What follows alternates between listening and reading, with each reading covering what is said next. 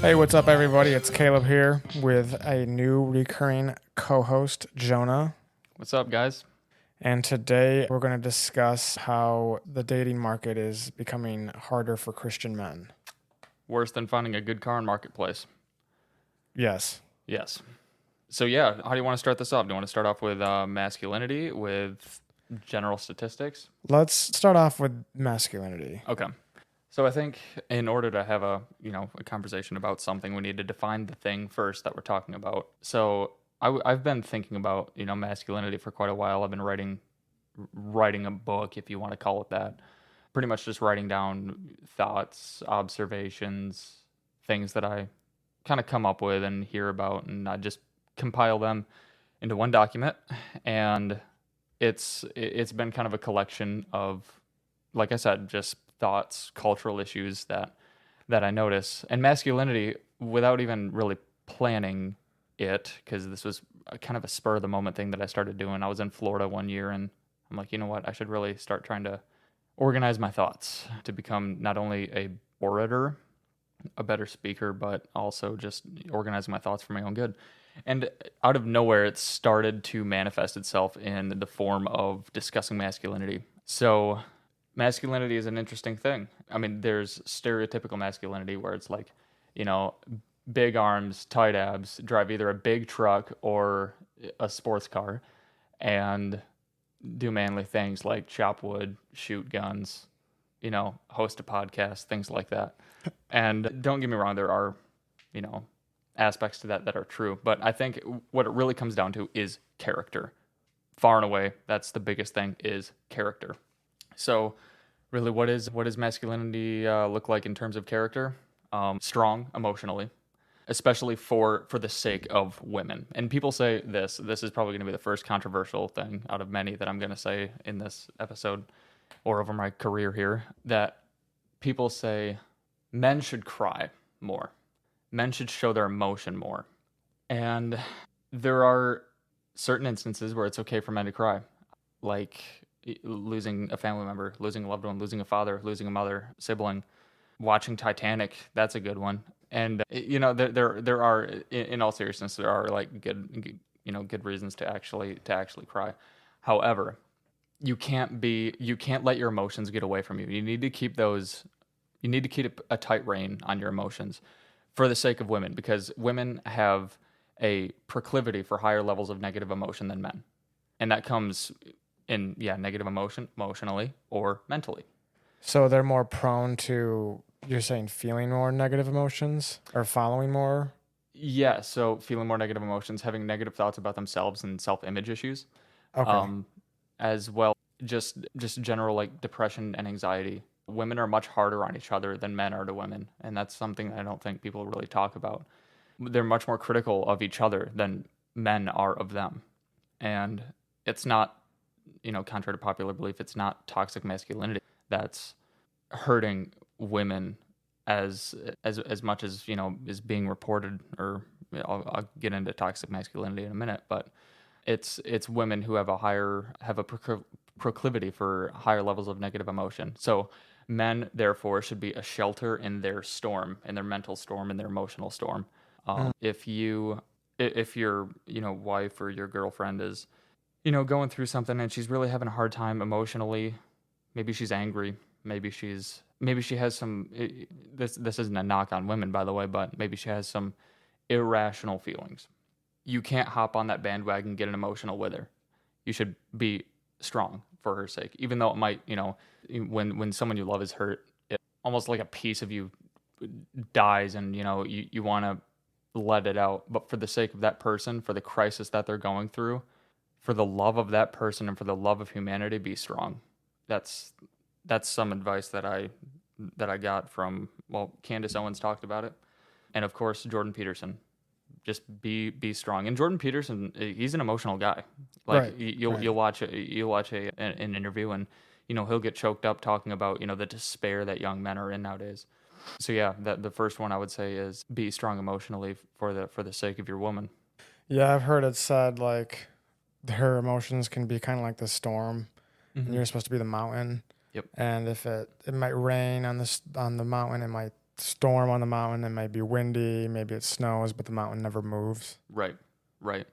And I guess this is going to be a reoccurring theme, but we are called, as men, we are called to love our wives as Christ loved the church. And I think people overlook that and don't really fully comprehend what that means. Mm-hmm. That literally means you have to be willing to be nailed to a cross and die for your wife, to undergo, the crucifixion is such a beautiful story. That's part of the reason that it's beautiful and horrifying at the same time. That's why I'm getting it tattooed on my arm as like a sleeve. But it's incredible. Christ underwent emotional beating. He was betrayed by a friend and then turned over to the people who hate him for no reason.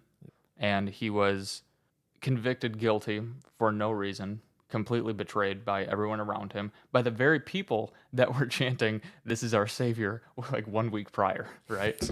Yeah. So that's a huge element of betrayal. Of course, the physical abuse, they did 39 lashes, by the way, because they thought it'd be too close to killing a man if he did 40. So they were walking a fine line there, and then you had to bear the cross, and everyone's against you for no reason, plus you were betrayed. And Jordan Peterson verbalizes this far better than I ever could dream to. But pretty much every nightmarish scenario you can imagine in your life happened to him within the course of 24 hours. Happened to Christ within the course of 24 hours. So when we're called to love our wives as Christ loved the church, that is a massive calling and a massive undertaking. People only like to pull out the other part of that verse that says women submit to your husbands, and they like to be like, that's the patriarchy. I don't really think that they talk like Sean Connery when they say it, but some of them do. Yeah, the Oregon lesbians wearing Birkenstocks. That's who talks like Sean Connery. But yeah, wow, I lost my train of thought saying that. But we're called to love our wives as Christ loved the church, and in response, our wives submit to us. Now, that doesn't mean that they have to follow stupid rules. I'm digressing, but I don't have to go down that road right now. Yeah, do you have any thoughts on that so far? I can move on to my next bullet point if you don't. Let's move on to the next one. So the next one is actually pretty related to the first. They're all pretty related to each other, and that's self-control. Which self-control sexually. This one's huge. This is interesting. Stop the porn and stop the meaningless sex. Stop the porn because it literally rots your brain. It rots your brain and it makes you do horrendous things. And just a little sidebar here I've been listening to a lot of like Chris Hansen's podcast and watching like To Catch a Predator, like old videos and stuff like that. And you'll see all these guys, right? They're all from different walks of life. Some like doctors and lawyers, and then you have the other side of the spectrum, which is 40-year-olds living in their mother's basement, and their mother has like control over their computer, and then they get caught and they're like, my mom's gonna take my computer away. That's literally what they say. So you have all sorts of men, and you wouldn't know them necessarily from anyone else on the street. They all look different, but they all have one thing in common. They all watch porn regularly. And a lot of the guys will admit that they have a serious porn addiction, a porn problem. And Jordan Peterson dove into this recently when he was talking to Jim Caviezel and Tim Ballard about The Sound of Freedom. Yep. Pornography is like... sorry, that was a little loud. Pornography is letting the beast of sin and temptation run roughshod over your life. It's letting that beast in the door. And maybe I can, get a better grasp on this in a moment here. Sorry, I'm searching something. But essentially what that means is if the devil or temptation is like the Bible uses the terminology. I can try to get you the verse in a minute, or I can put it somewhere. But it says the devil is like a beast crouching at your doorstep. Mm-hmm. But what it literally translates to from the original, it's like a sexually aroused beast that you let into your house and let it have its way with you. And that's what pornography is. And I'm not trying to be hyperbolic or anything like that. I'm not trying to exaggerate it. That's what it is. And you can see these guys, their desires and their fantasies become more and more and more depraved until they're meeting Chris Hansen in a living room because they came to have sex with a 13-year-old. So that's like the extreme of porn addiction. the more common and not so extreme. Usually people don't let it get to, the point of, trying to meet a 13-year-old, but it fractures marriages, it fractures relationships. It's really a form of infidelity, and it's so highly addictive. There was a brain scan done, someone watching porn and someone doing coke, and the brain scans were almost identical. Yeah, I mean, I saw that on an Instagram thing. I didn't know if it was Yeah, actually true or, yeah. but that's crazy to Mm-hmm. think about.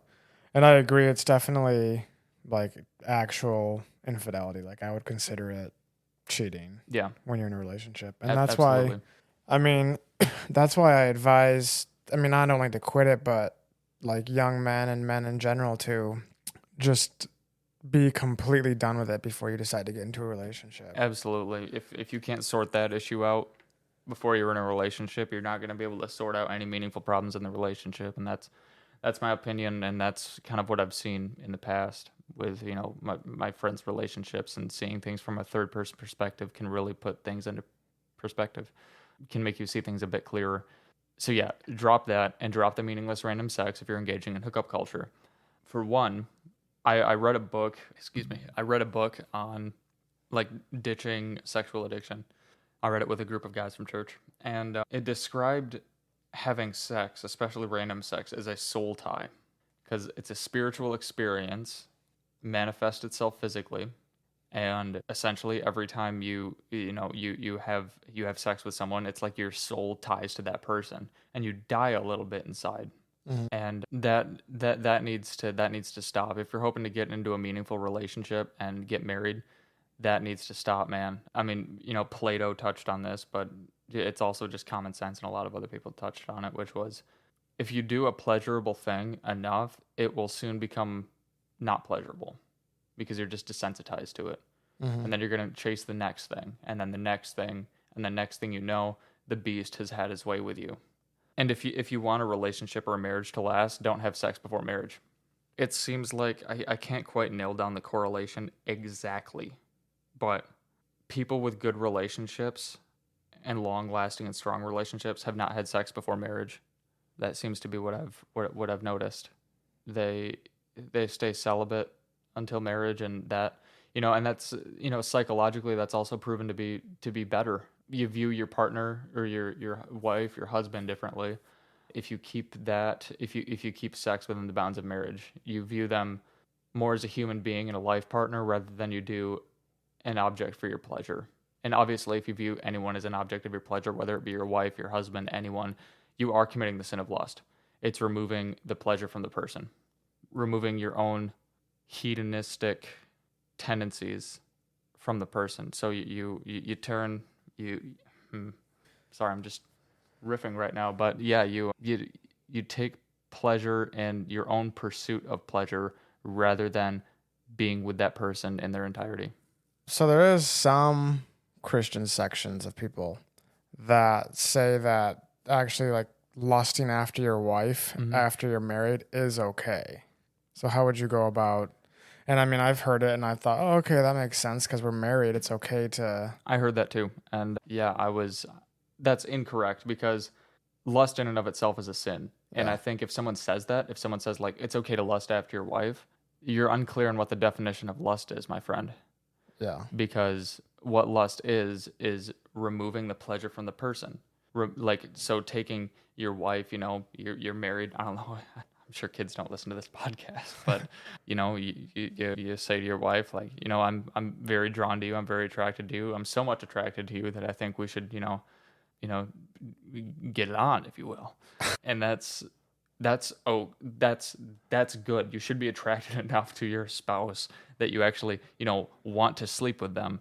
Yeah. It'd be concerning if it wasn't there. Right. That Yeah. would be sad. That'd be very sad.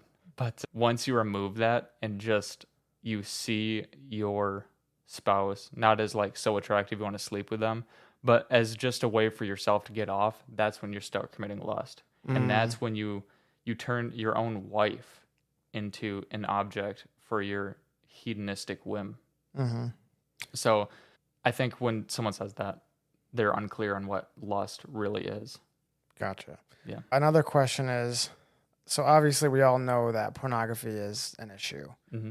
And even people who are, at least they claim to be devout followers of Jesus, they may still struggle with it. Mm-hmm. So, what are some practical ways that we can tell them to fight this addiction? Because I think in Christianity, I don't think that saying that it's a sin or that it's keeping you away from God. Right, because everyone sins and falls short of the glory of God. Yeah, and it's Yeah. not, and it's just like, that's not practical enough. It's not like a real world, like right now solution. Because everybody, I mean, I mentioned this in another episode, even atheists know that watching pornography as a Christian is a sin.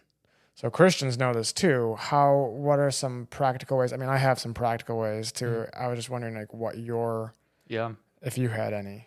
Yeah, so just going back to kind of what you said, I'm not like trying to be like diving into your choice of words or whatever, but engaging in pornography, whether you're atheist or a Christian, is a sin regardless. So, but yeah, I know what you meant by that. I just want to make sure that we were clear. But yeah, so the most practical advice that I had, and that's like incredibly helped me overcome this, was something that Michael Knowles said. He was quoting a man who's an author from long ago, hundreds and hundreds of years ago. I can't remember his name right now, but he said, there's a lot of sins out there. I'm paraphrasing. There's a lot of sins out there that you can fight. There's a lot of temptations that you can overcome. When it comes to sexual sins, don't fight, run, flee from it. Don't even entertain the thought of trying to fight it. And that's really what it takes. And it takes an insane amount of discipline. Like, you need to mentally kick the crap out of yourself. Yeah.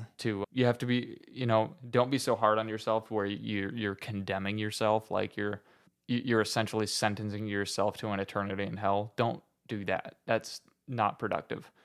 But be hard enough on yourself to where you can flee from it.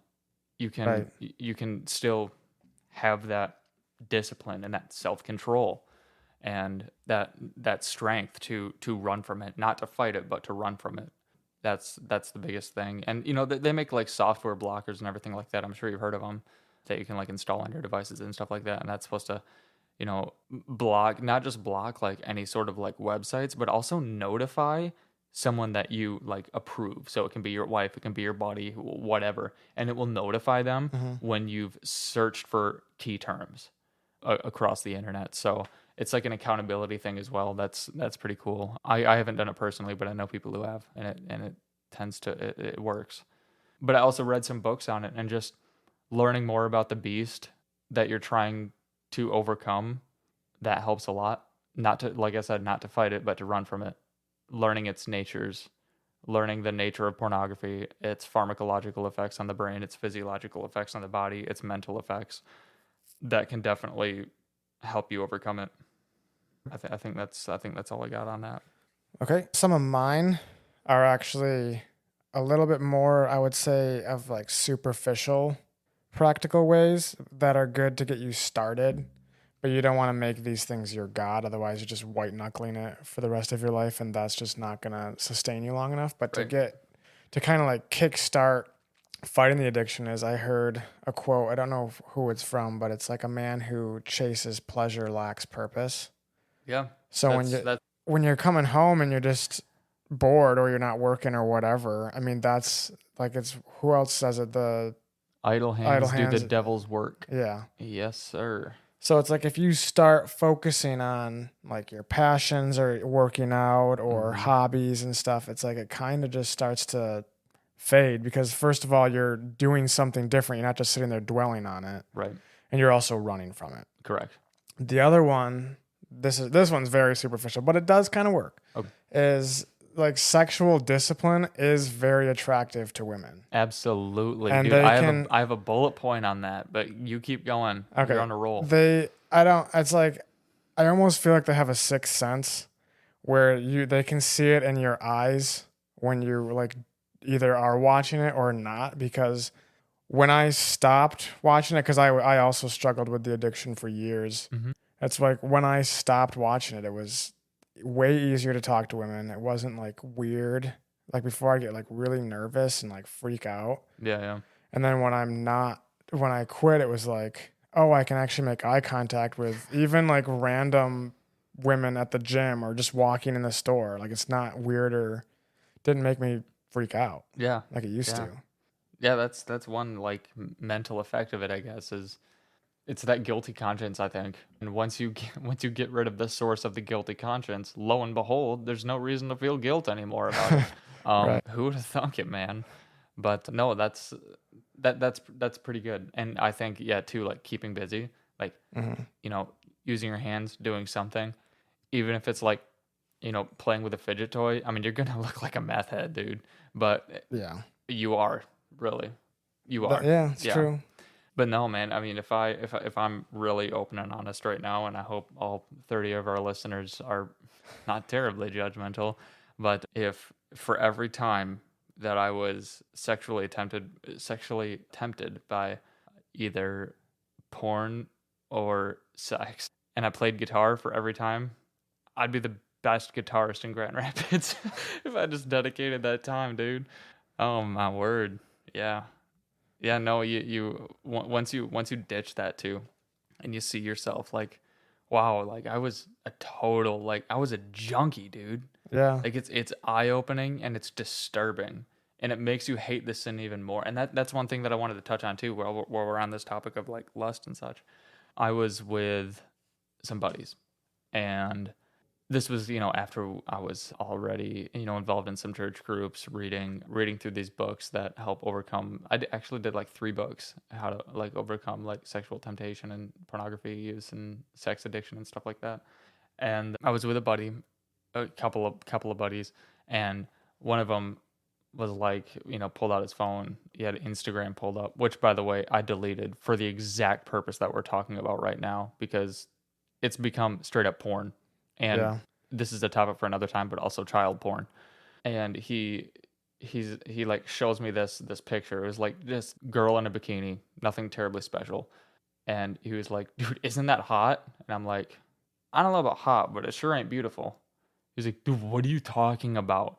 Just completely thinking not with his brain, if you know what I'm talking about. And he's like, what do you mean it's not beautiful? And I had one quote for him, and it went right over his head. The most precious things in this world, the most beautiful things in this world, are not easily seen or easy to find. Mm. Diamonds are hidden underground and take immense pressure to make them. Gold is hidden underground. Everything precious is hidden somewhere. You need to find it.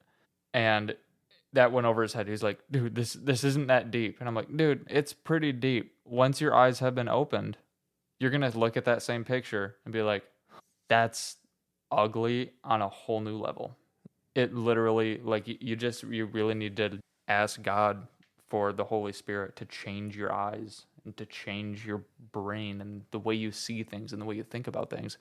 And you will experience the world in a whole new way, in really a pretty guilt-free way, and in a more beautiful way than you could ever imagine. But also, with that, you also identify evil way quicker and ugliness way quicker. So you see a lot more evil, but you see a lot more good as well. Once your eyes have been opened to, see things as God sees things and have the Holy Spirit take over your life, man, that's, boy howdy, that's an adventure. It's very good. Highly recommend it. If I could give the Holy Spirit a Yelp review, it would be 5 stars. Same. Okay, I think we can probably move on to point number 3. All right. Point number 3. Really, point number 3 for me is, I guess I could round discipline and sacrifice into it. This is a Jordan Peterson quote that really sums up this whole section very, very nicely. And that's, learn to sacrifice the moment and your hedonistic whim for something greater in the future. And have some long-term vision for the future and behave in a way that benefits you now, a year down the road, 5 years down the road, and 10 years down the road. So live your life as though you're living 3 separate lives in a continuum. And every decision you make will affect yourself 5 years down the road, and then 10 years down the road as a consequence. So really live with a long-term vision, and that does take discipline and sacrifice. It takes restraint. And yeah, it takes restraint and discipline, man. I mean, living nowadays, we can have anything we could ever ask for. We've got Amazon at our fingertips. Yep. And we've got Venmo, PayPal. We can really get money any way we want. We have our own car. We can go anywhere we want. We can have literally anything at any time we want, and yet we're still technically like the unhappiest generation.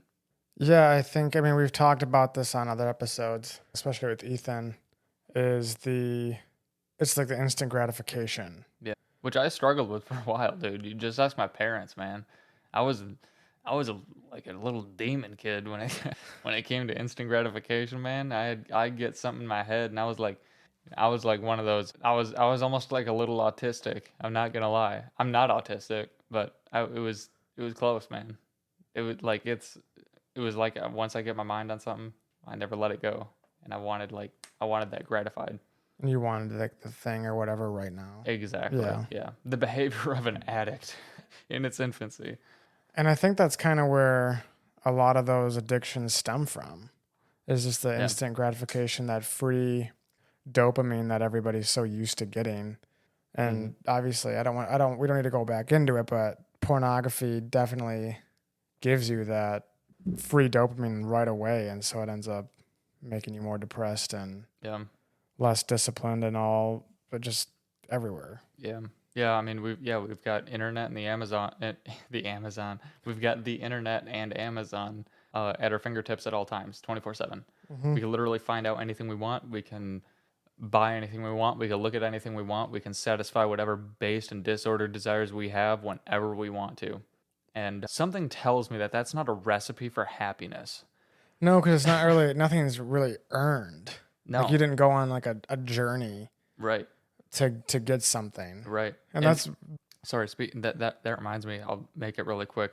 Have you heard the story of the guy who drove on a bike? He rode on a bike the Pacific to the Atlantic with heavy chains strapped to his bike because he was giving up pornography. It almost ruined his marriage. So he started like Los Angeles, I believe, and rode his bike with these heavy chains attached all the way across the country. And little by little, the chains rubbing on the concrete and the pavement, they started weakening and they would break off. And by the time he hit the Atlantic, he had no chains attached to him. And that was like symbolic to him. Like, all right, my chains are gone, man. I'm no longer a slave to this. I don't know. It was really cool. Yeah, but stuff like that. I mean, that takes a lot of effort to do. Discipline. Yeah. That's the key word, or the buzzword, I should say. But yeah, it's discipline, and that's something that actually women find most attractive in men.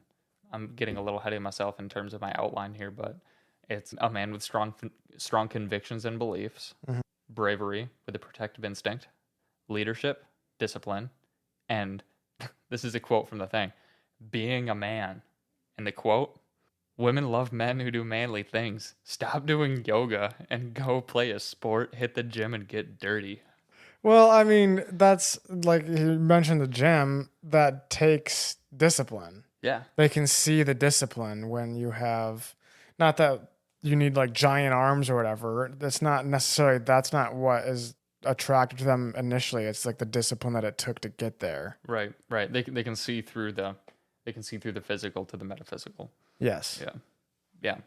No, I would agree with that. And I, once in a while I do feel a guilty conscience for like no longer working out, but I also dedicate myself to other things such as teaching myself AP psychology on the side, learning guitar and, playing electric guitar and acoustic guitar and mandolin and stuff in church. And dedicating myself to things that are more, well, I would say hands-on, but working out is very hands-on.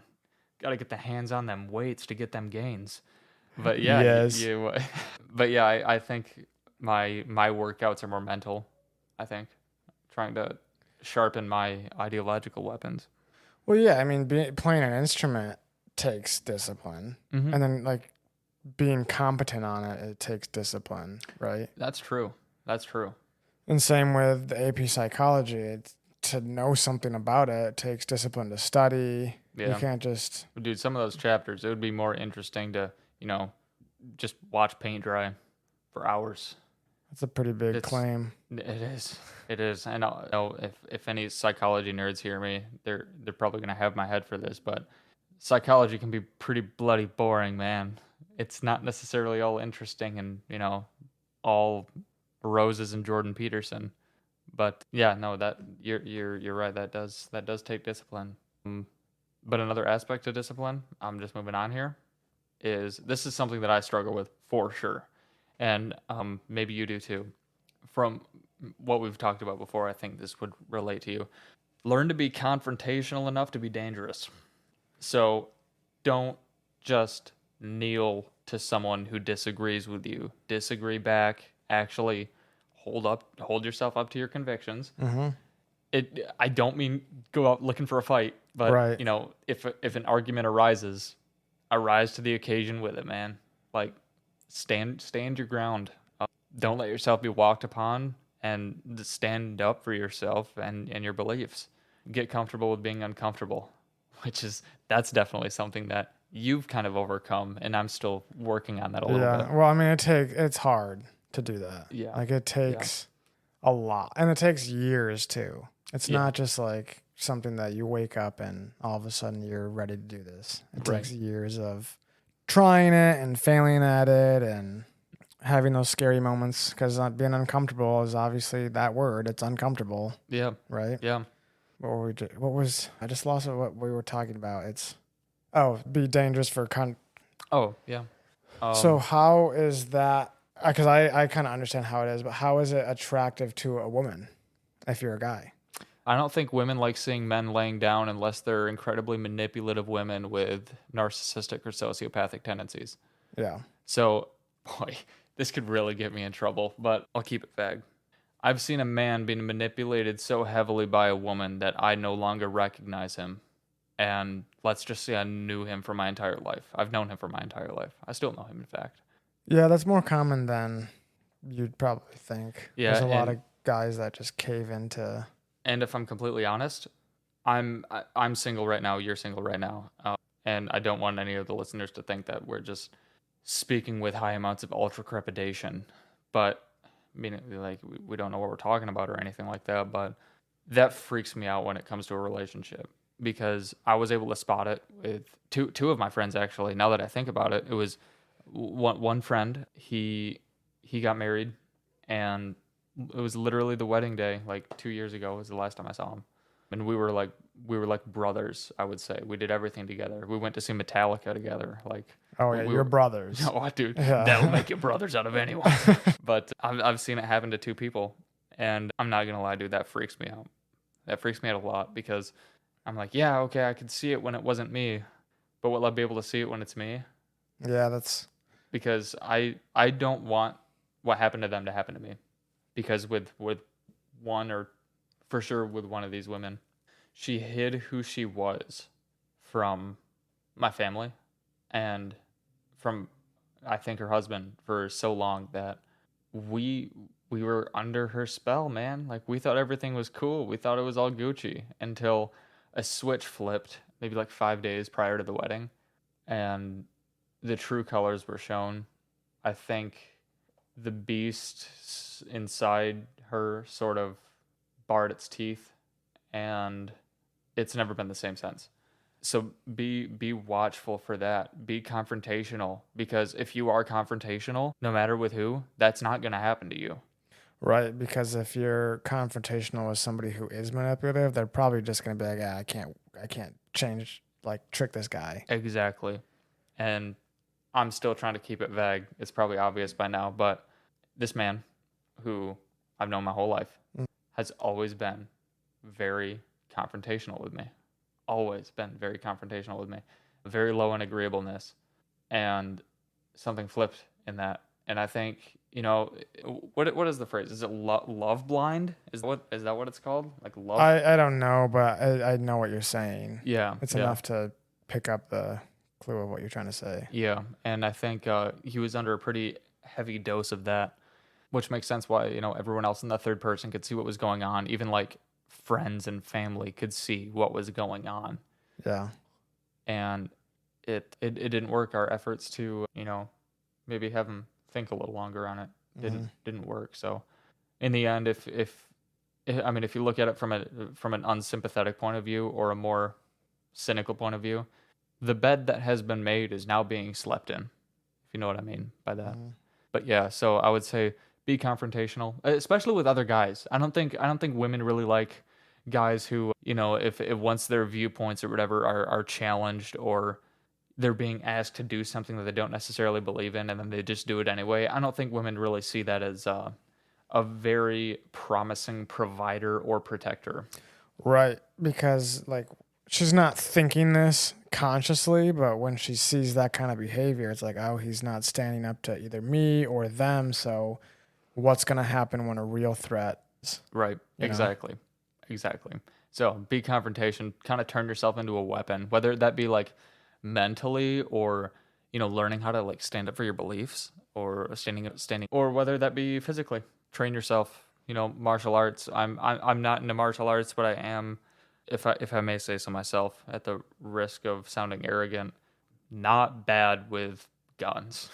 So I train with firearms, mostly because I weigh a $140 soaking wet and could easily be thrown 50 feet by a 250-pound man on PCP. So I train with firearms, but train to be a protector and a defender.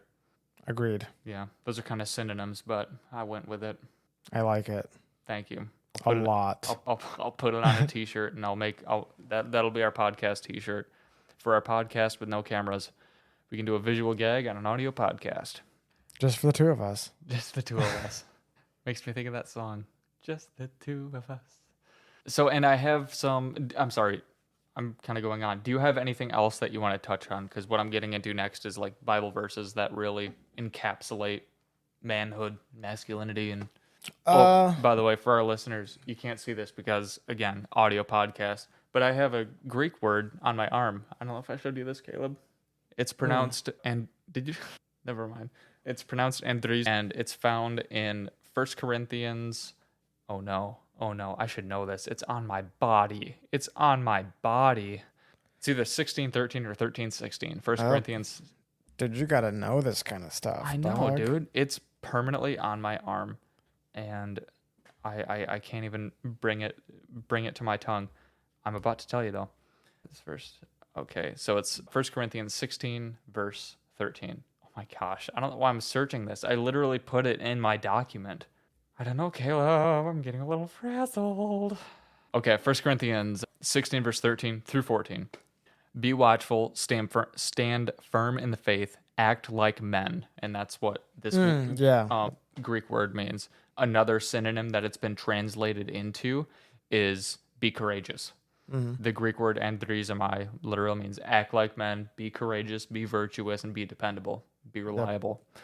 So every good thing you should be. So I figured, why not get that on my body? And be strong. Now, verse 14 here is very important. Let all that you do be done in love.